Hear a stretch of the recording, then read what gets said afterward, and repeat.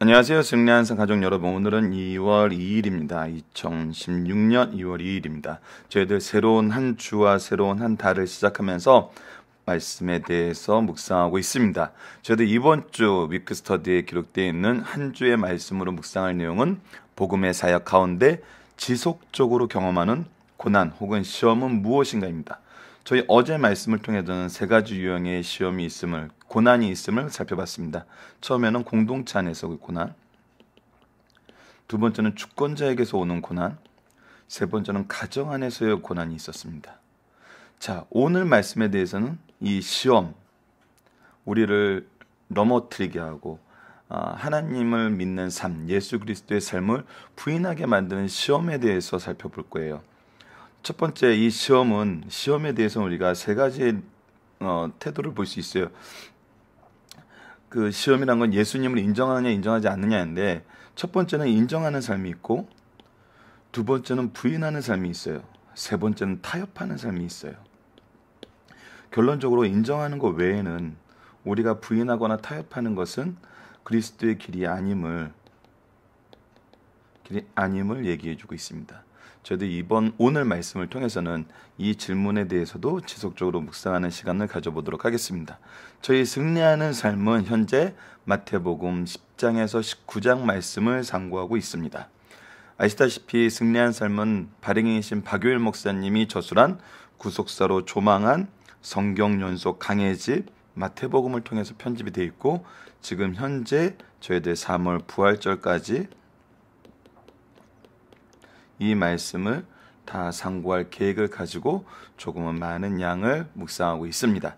하지만 이 일을 통해서 예수 그리스도에 대한 바른 이해와 우리의 성도의 모습이, 또 우리가 목회 현장에서, 교회에서 신앙생활을 하는 바른 기준과 질서를 나누는 시간을 가져보도록 하겠습니다. 자, 마태복음 전체 구조는 어제 설명드렸기 때문에 오늘은 넘어가고요.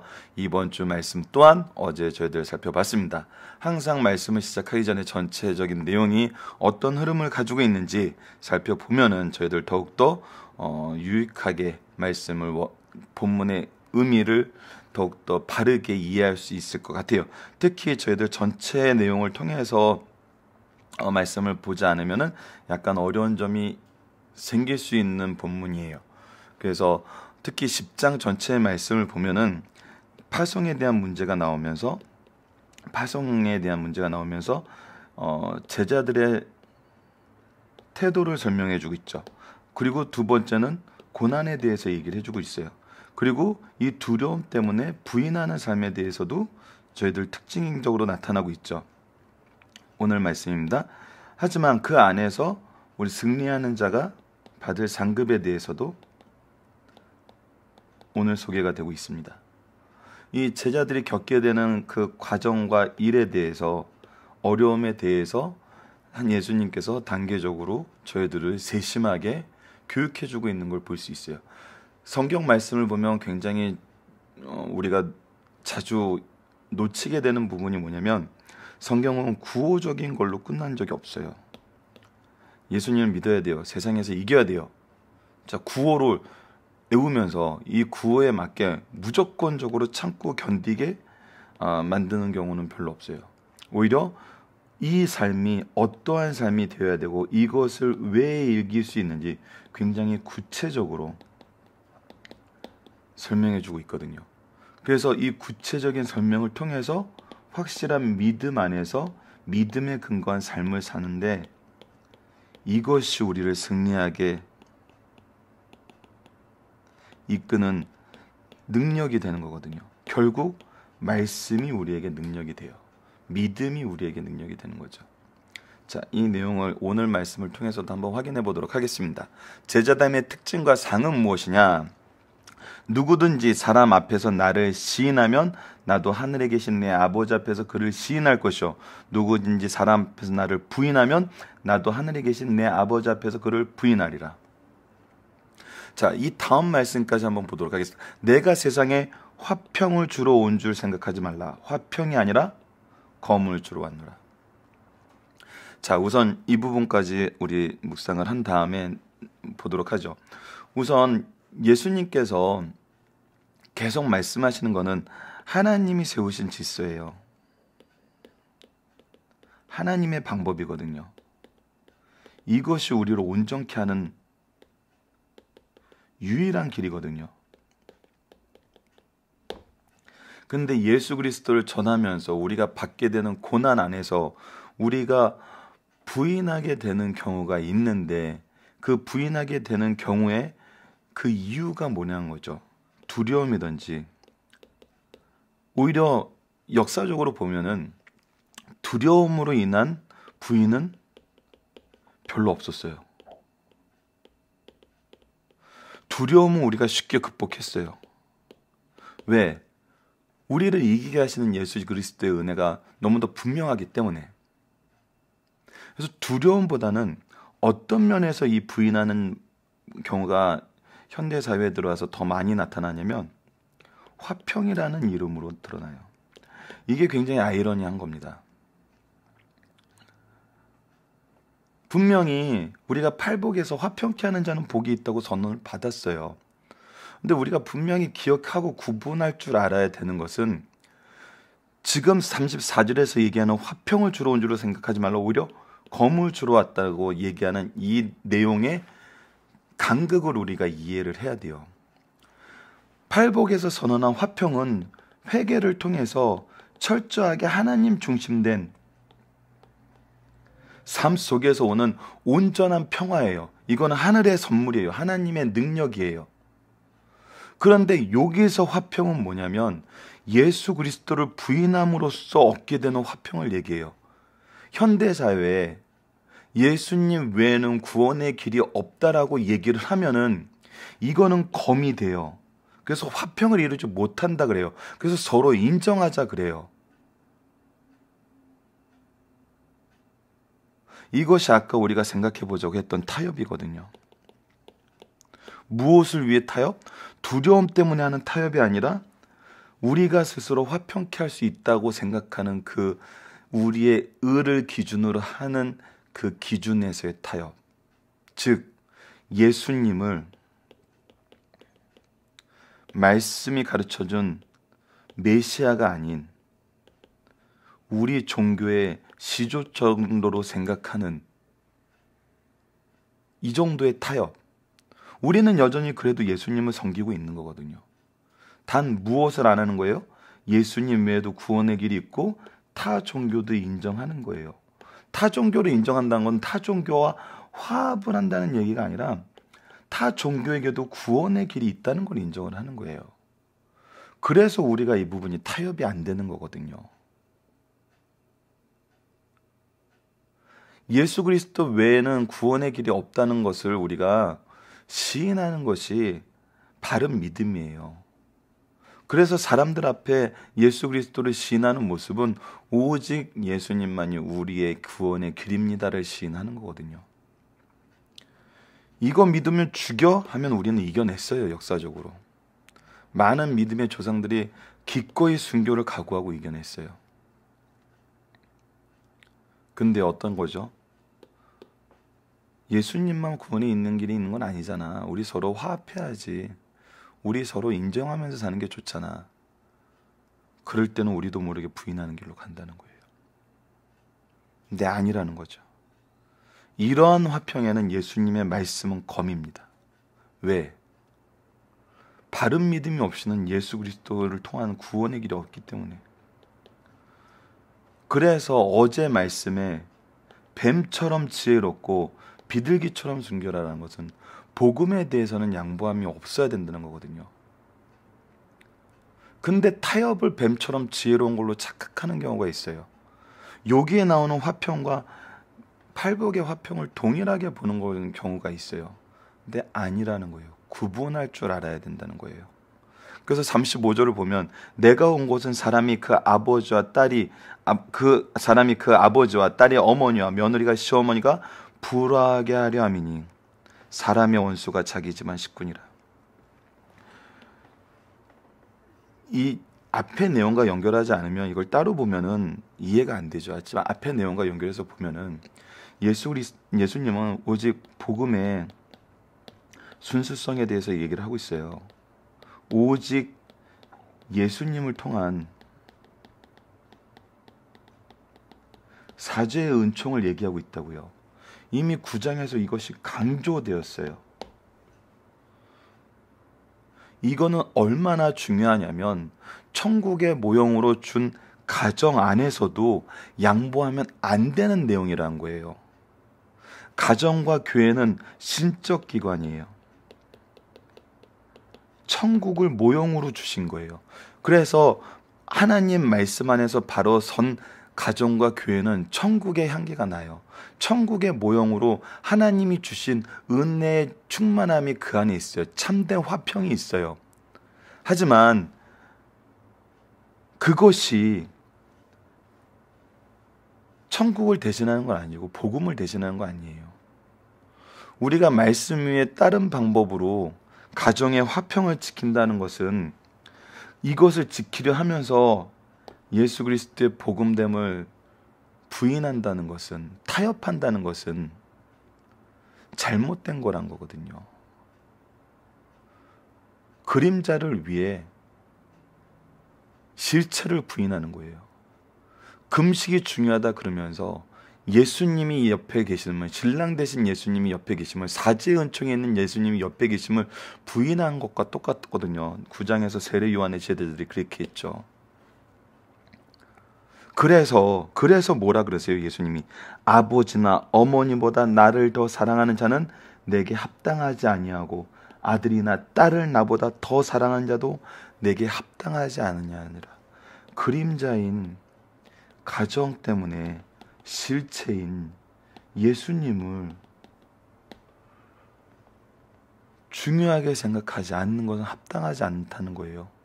또 자기 십자가를 지고 나를 따르지 않는 자도 내게 합당하지 않느니라.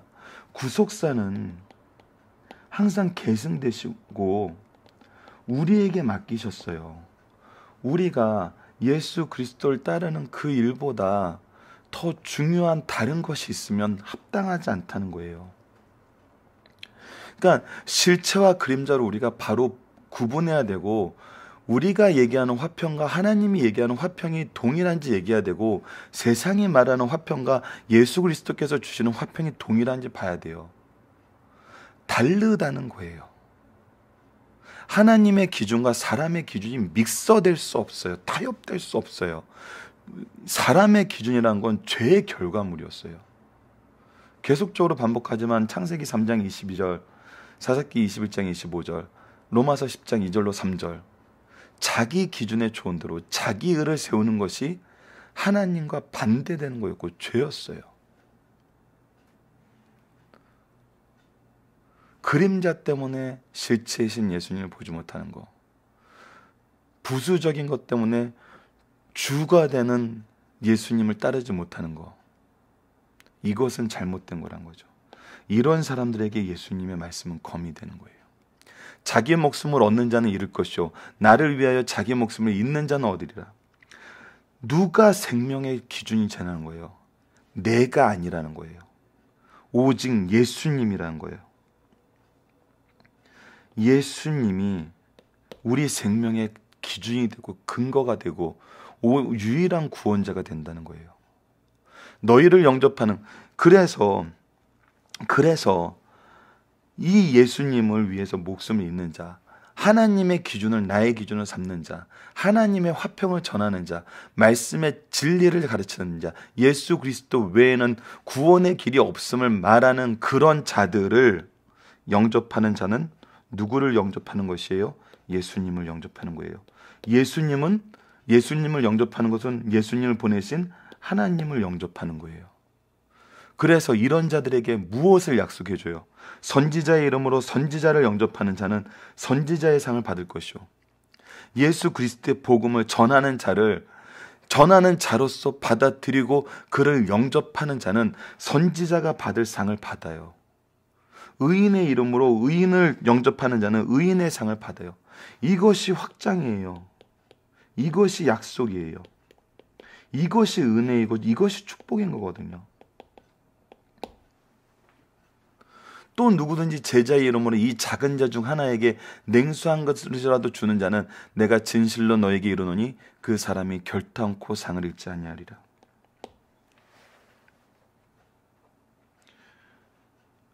굉장히 많은 부분에 도전을 주게 될 수 있는 말씀이에요.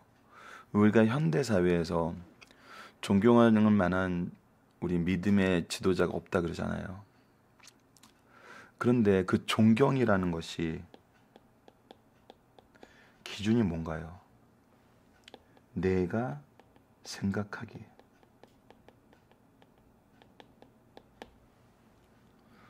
내가 볼 때 이 정도는 돼야 존경받을 만하다는 거거든요. 근데 예수님은 말씀하시는 것이 너의 기준이 아니라 나의 기준으로 내가 보낸 자를 영접하라는 거거든요. 그들의 자격을 판단하고 그들의 능력을 판단하는 것이 아니라 예수 그리스도의 이름을 전하느냐예요. 그러면 아무리 작은 자에게라도 우리가 대접을 하면은 아무리 작은 거라도 예수님께서 상을 잃지 아니한다고 약속하시고 선언하시고 그것을 지금까지 지켜오셨어요. 여러분, 교회를 유심히 보세요. 교회 교육국에서 가르치는 일을 담당하신 분들을 유심히 보세요. 능력 있고 재치 있고 사람들에게 인기 있는 사람이 아니라 이런 자가 필요 없다는 건 아니에요. 중심에 하나님을 모시고 하나님의 이름으로 일하는 사람들이 결국은 그 교육기관을 지켜요. 그들을 통해서 그 교육기관을 인도하시고 유지하시고 성장시키세요. 자기 이름을 드러내고 자기의 능력을 드러내는 사람이 우리에게 정말 좋은 스승으로 남는 것이 아니라 묵묵히 말씀을 배운 그대로 바로 전하는 자들을 통해서 하나님은 영혼들을 관리하게 하시고 영혼들을 성장하게 하시고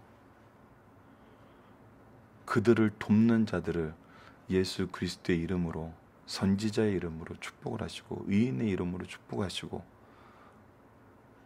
예수 그리스도의 이름으로 축복을 해주세요. 이것은 우리가 정말 교육 현장에서는 깊이 있게 발견할 수 있는 부분이에요.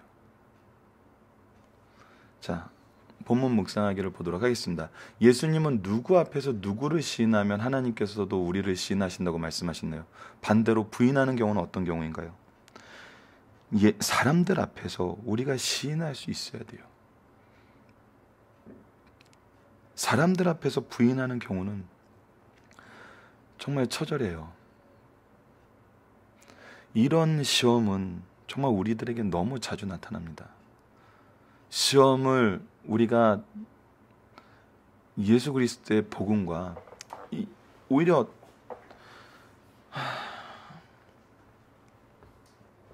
그런 경우가 더 많은 것 같아요. 그 시험의 유형이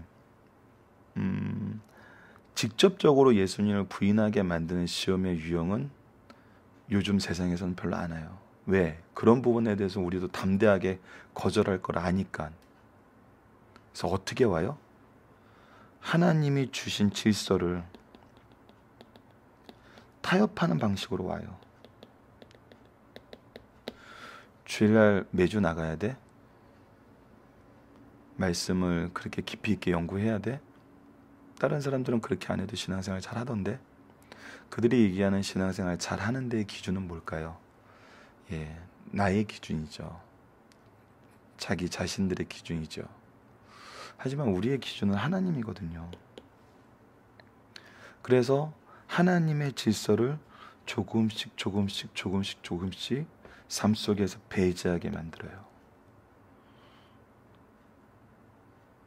결국에는 그리스도의 구원의 유일성까지 부인하게 만들거든요. 무엇이란 이름으로? 화평케 한다는 이름으로. 하지만 그거는 부인하는 겁니다. 두 번째, 이 별표가 있는 부분은 본문의 내용을 그냥 쓰는 것보다는 묵상하고 해설해보는 문제들이에요. 그래서 주님이 화평이 아니라 검을 준다고 말씀하시는 의미는 무엇일까요? 이런 과정에는 검이 있어야 돼요. 하나님의 기준이 아니라 인간의 기준이라면 이것이 우리의 소견에는 옳아 보여도 틀리다는 거예요. 이런 자들에게 말씀의 검이 들어가서 그것을 통해서 하나님의 기준으로 끌어올려야 돼요. 이거는 굉장히 거칠어요. 많은 박해가 있어요. 많은 비난이 있어요. 많은 억울함이 나올 수밖에 없어요. 하지만 우리는 이미 이것을 소유했어요. 이거를 믿어요. 그리고 승리를 약속하셨어요. 선생을 바알세불이라고 그러고 왕을 바알세불이라 한 자들이 우리에겐 무슨 비난을 못하겠어요. 하지만 예수님은 승리하셨고 우리는 승리했어요. 내가 온 것은 사람이 그 아버지와 딸이 어머니와 며느리가 시어머니와 불화하게 하려미니 사람의 원수가 자기 집안 식구리라. 복음은 가장 행복한 천국의 모형인 가정 안에서도 양보되어서는 안 되는 거예요. 이거는 그림자 때문에 실체를 부인하는 거죠. 우리는 오직 하나님의 기준으로 들어가면 돼요. 회개의 삶이 일어나면 되는 거거든요. 3번입니다. 주님에게 합당하지 않은 경우 세 가지는 어떤 경우입니까? 그렇다면 합당한 경우는 어떤 경우인가요? 자, 부모보다 나를 더 사랑하는 거 합당하지 않다 그랬어요. 자녀보다 나를 더 사랑하는 거 합당하지 않다 그랬어요. 자기 십자가를 지고 따르지 않는 자도 합당하지 않다 그랬어요. 그럼 반대되는 경우, 예수님을 부모님보다 우선하고 아들, 딸보다 우선하고 주님의 길을 따르는 것을 우선하는 거, 하나님 중심의 삶이에요. 구속사의 일꾼의 삶이거든요. 오해하지 말 것은 이것이 새로운 게 아니라는 거예요. 창조 때 우리가 창조의 결과로 빚어진 모습이 바로 이런 모습이었어요. 이것이 원형의 모습이에요. 우리가 잃어버린 모습이에요. 하지만 예수님은 이것을 찾아주신 거거든요. 회복시켜 주신 거거든요.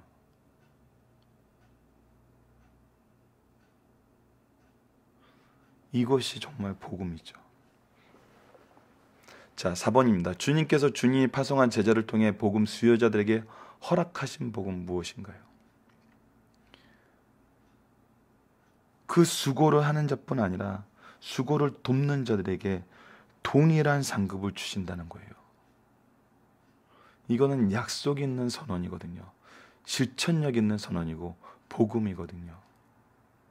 그래서 우리가 예수 그리스도의 이름으로 인하여 협력하여 선을 이루게 되는 거거든요. 모든 것이 협력하여 선을 이루시는 하나님의 역사하심이 이 말씀 안에서도 고스란히 드러나 있어요. 결단코 잃지 않아요. 하나님이 하시는 거거든요. 자, 중심 사상을 보도록 하겠습니다. 우리의 믿음은 바른 신앙 고백 위에 세워져야 한다. 성도는 바른 신앙 고백을 해야 된다. 만약 우리가 신앙 고백을 하지 않는다면 그리스도께서 심판하실 때 우리를 모르신다고 하실 것이다. 그래서 타협하면 안 돼요. 예수님이 누구인지 타협하면 안 돼요. 수많은 예수가 존재해 각 나라 각 종교마다. 아니에요. 유일한 이름이요.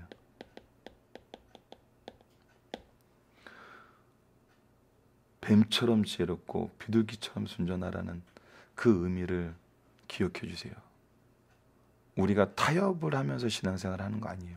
순수성을 유지하되 민첩하고 지혜롭게 행동하는 거거든요. 이처럼 바른 신앙 고백을 하고 바르게 살아야 영생 얻는 믿음을 소유하게 됨을 가르쳐 주신다. 오직 영생 얻는 믿음은 예수님 뿐이에요.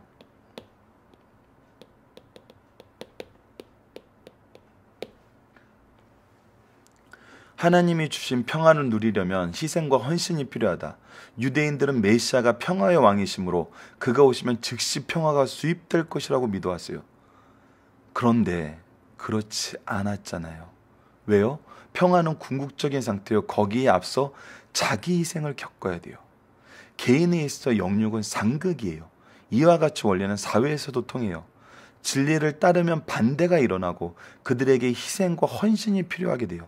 이때 희생과 헌신을 기피하면, 타협하면, 예수 그리스도가 복음됨을, 구원점을 타협하면 이거는 제자답지 못한 거예요. 그러므로 가정과 교회에서 주신 평화를 누리려면, 참된 평화, 하나님이 주시는 평화를 누리려면 그 누군가의 희생과 헌신이 필요해요. 이 사람이 구속사에 능력 있는 일꾼인 거예요. 복음을 위해 희생과 헌신을 하는 자가 바로 예수님의 제자예요.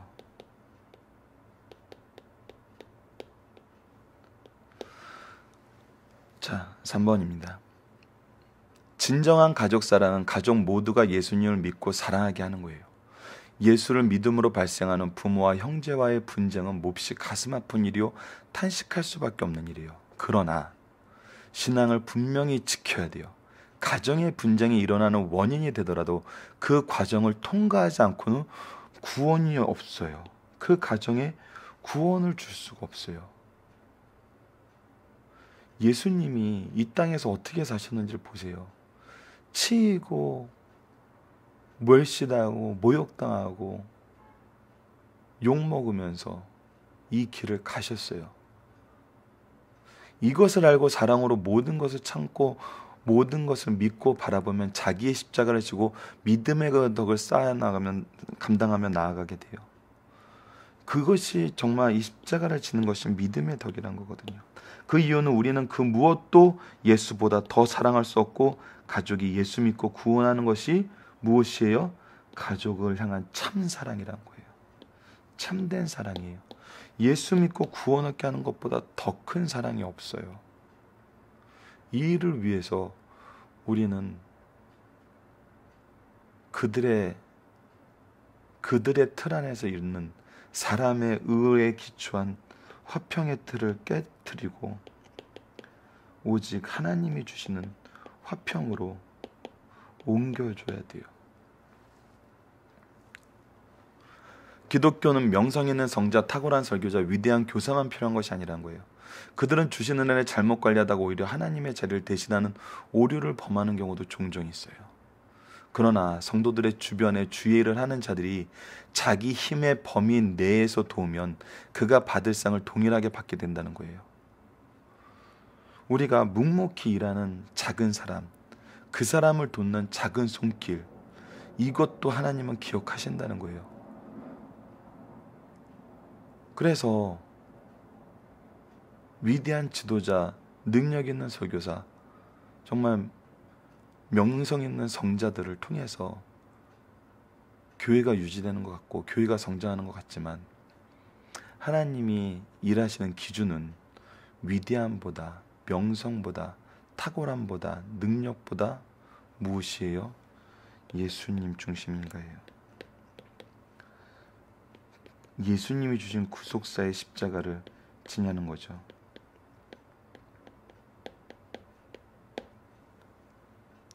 그러므로 이 원리를 믿는 성도들은 먼저 큰 것을 바라기 전에 적은 것부터 어떻게 해요? 성실하게 감당하게 나가야 돼요.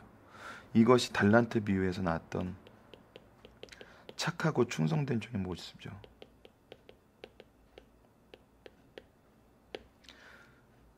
성실하게 인생을 사는 거예요. 성실하게 내 자리에서 복음의 담당자가 되는 거거든요.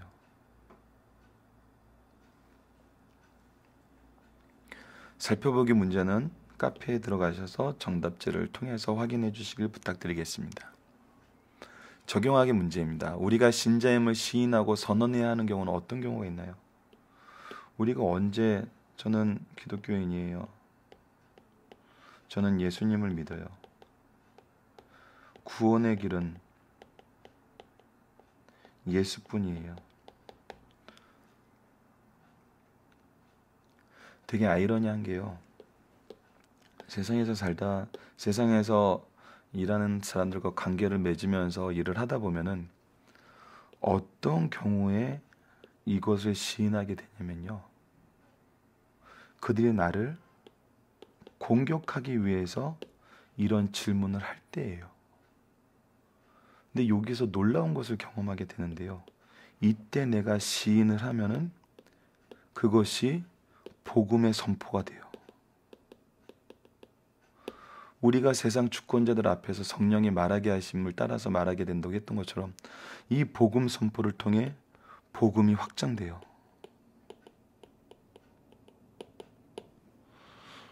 정말 이것이 아이러니한 것 같아요.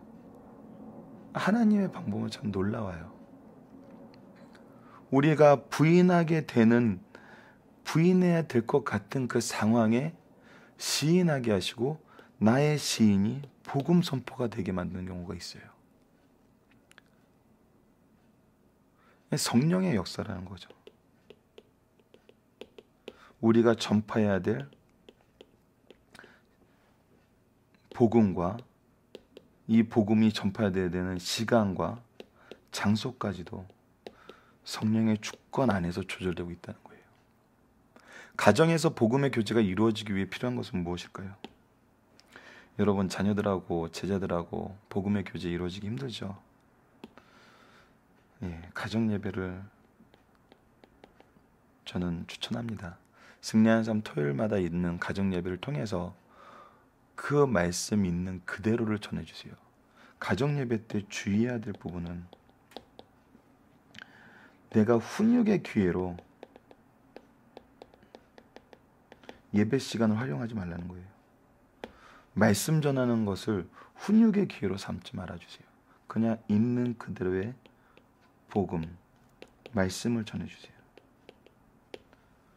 우리 모두 말씀 앞에 있어야 돼요. 우리가 말씀을 들고 자녀들 앞에 쓰는 것이 아니라 전하는 자나 듣는 자가 모두 말씀 앞에, 그리스도 앞에, 예수 그리스도 앞에, 하나님 앞에 있는 거거든요. 그래서 고넬료가 베드로를 진대접할 때 베드로가 일어나라 나도 사람이라 갖고 하나님이 보내셔서 왔다 하면서 하나님만 드러내는 거, 주님만 드러내는 거, 이것이 복음의 교제이거든요. 그것을 위해서 준비된 것이 가정 예배입니다. 자녀와 제자를 구속사의 중심 일꾼으로 키우는 방법은 어떤 것이 있을까요? 우리에게 동일하게 주어진 말씀, 선지자의 이름으로 온 이를 대접하고 의인의 이름으로 온 이를 대접하고 작은 교사를 대접하는 것, 이것이 중심 일꾼으로 키우는 첫 번째 스텝이고, 이젠 우리로 하여금 복음을 감당하게 한 구속사의 일꾼으로 복음을 전파하는 어떤 장소에서든 예수 그리스도를 시인할 수 있는 자녀로 양육하는 것이 구속사의 중심 일꾼으로 키우는 방법이죠. 이 일을 위해서 가장 중요한 건 뭐냐면요, 말씀 교육이에요. 이거는 수학적으로 한번 생각을 해보세요. 하루에 1시간도 공부 안 하고 영어를 잘할 수 없고 수학을 잘할 수 없어요. 우리가 말씀을 가까이 하지 않고 하나님의 뜻을 알기란 불가능해요.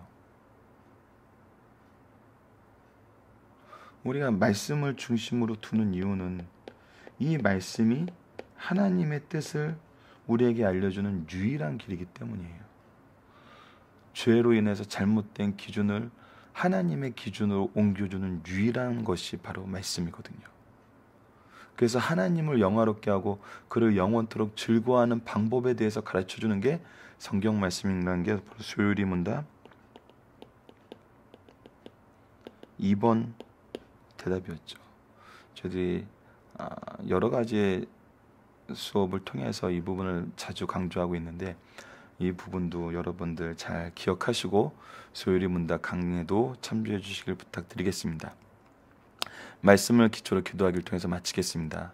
하나님, 구속사를 통해 교회사를 통해 가정의 역사를 통해 복음의 길과 그리스도의 길이 외롭고 고독하지 않으며 동행하고 동참하게 하시며 주님의 의를 힘입어 언제나 승리한 놀라운 역사임을 확인하게 됩니다.